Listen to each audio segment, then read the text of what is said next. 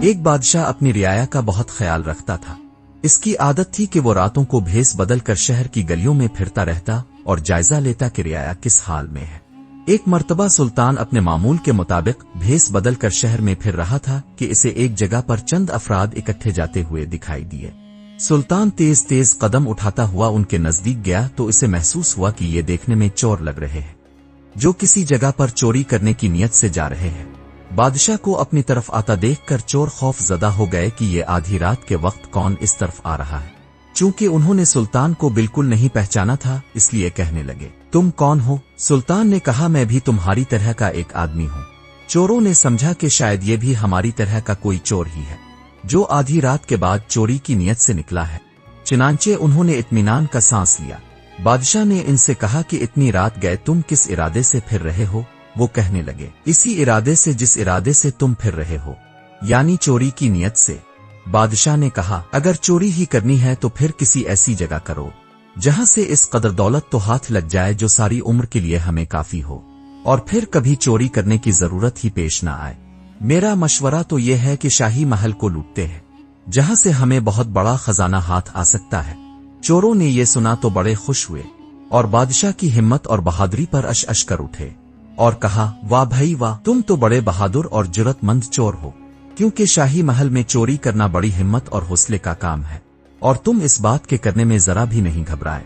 ہم تمہیں آج سے اپنا سردار مانتے ہیں، تم جو حکم دوگے ہم اس کی اطاعت کریں گے، لیکن یہ جو کام تم نے شاہی محل والا بتایا ہے وہ بڑا مشکل ہے۔ بادشاہ نے کہا، میرے ہوتے ہوئے تمہیں ذرا بھی خوفزدہ ہونے کی ضرورت نہیں، میری موجودگی میں تم ہر مشکل کو آسان سمجھو اور بالکل نہ گھبراؤ۔ اب تیاری پکڑو، کیونکہ شاہی خزانے پر آج ہی ہاتھ صاف کریں گے۔ اس مقصد کے لیے پہلے ہم ایک منصوبہ بنا لیتے ہیں تاکہ آسانی رہے۔ ہم میں سے ہر ایک اپنا اپنا کمال بیان کرے کہ وہ کس خصوصی صفت کا مالک ہے۔ ان سب نے باری باری اپنا اپنا کمال بتانا شروع کیا۔ ایک چور نے کہا، میں یہ کمال رکھتا ہوں کہ جس جگہ پر خزانہ رکھا گیا ہو، مجھے اس جگہ کی مٹی سے خزانے کی خوشبو آ جاتی ہے۔ دوسرا چور کہنے لگا، مجھے یہ کمال حاصل ہے کہ اگر سخت اندھیری رات میں بھی کسی کو ایک مرتبہ دیکھ لوں تو پھر اس کی شکل کبھی نہیں بھولتا، اور دن کی روشنی میں بغیر کسی مشکل کے اسے شناخت کر لیتا ہوں۔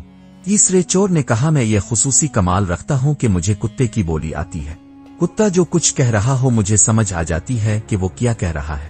چوتھا چور بولا، میں اس کام میں خصوصی کمال رکھتا ہوں کہ چاہے دیوار جتنی بھی بلند ہو، اگر میں کمند پھینکوں تو وہ فوراً دیوار کے اوپر جا کر لگ جاتی ہے، جس کے باعث ہم تمام آسانی کے ساتھ محل کے اندر پہنچ سکتے ہیں۔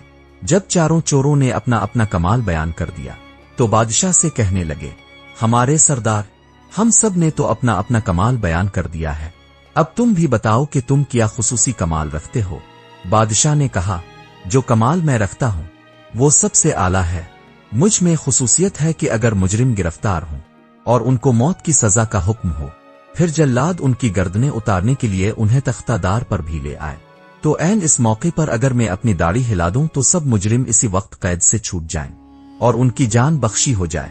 سب چور یہ سن کر بڑے حیران ہوئے اور کہا، واقعی یہ بہت بڑا کمال ہے، اس کمال کے ہوتے ہوئے تو ہمیں ذرا بھی ڈر محسوس نہیں کرنا چاہیے۔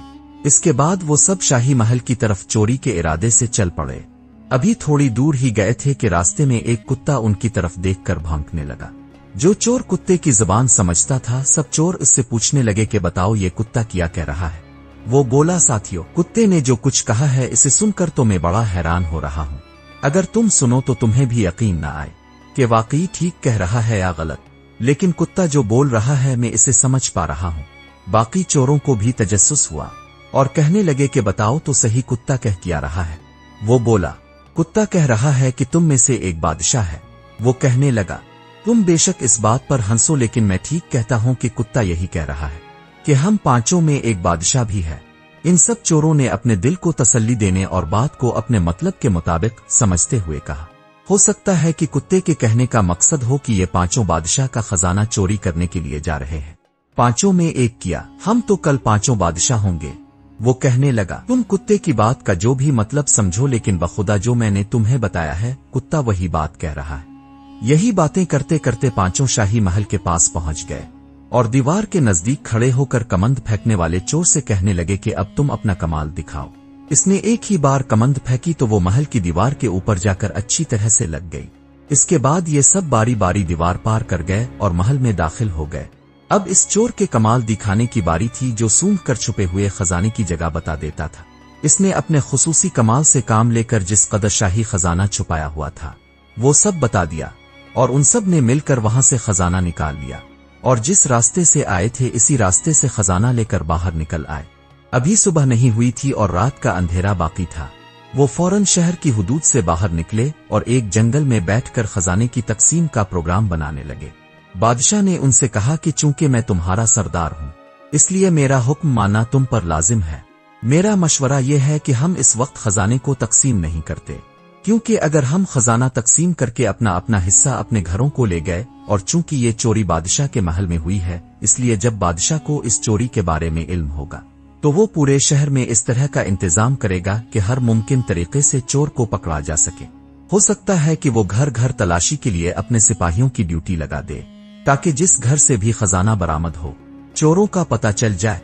अगर हम खजाने का हिस्सा अपने अपने घरों में ले गए तो हम फौरन पकड़े जाएंगे, इसलिए कुछ दिनों के लिए खजाने की तकसीम के काम को मुलतवी कर देते हैं और इस जंगल में जमीन खोदकर खजाना यहाँ पर दफन कर देते हैं। बादशाह के कारिंदे जब खजाने की तलाश में हर मुमकिन हरबा इस्तेमाल करने के बाद मायूस हो जाएंगे तो फिर हम तसल्ली के साथ यहाँ आकर खजाना निकाल लेंगे और आपस में तकसीम कर लेंगे। सुल्तान की इस तजवीज को सब ने कबूल कर लिया और कहने लगे, ये बात ठीक है, ये बड़ी अच्छी राय है, हम सरदार के हुक्म को दिल से तस्लीम करते हैं। इस बात पर उनका इत्तेफाक हो गया और सब ने जमीन खोदकर खजाना दफन कर दिया और अपने घरों की तरफ जाने लगे। तो बादशाह ने इन लोगों से कहा, मैं तुम लोगों में नया नया शामिल हुआ हूं और मैं तुम्हारे बारे में कुछ भी नहीं जानता कि तुम कौन हो और किस जगह पर रहते हो। चूंकि तुमने मुझे अपना सरदार तस्लीम किया हुआ है इसलिए तुम सब मुझे अपने अपने घरों का पता बता दो ताकि मुझे पता चले कि तुम कहाँ रहते हो। चारों चोरों ने अपने घर के पते सुल्तान को बता दिए। इसके बाद सब अपने अपने घरों की तरफ चल दिए और बादशाह वापस महल में आ गया। जब सुबह का सूरज तुलू हुआ तो यकदम शाही महल के एक कोने से सरकारी सिपाहियों का शोर बुलंद हुआ कि शाही खजाना कोई लूट कर ले गया है। फौरी तौर पर महल के सिपाही चोरों की तलाश में शहर की तरफ भागे।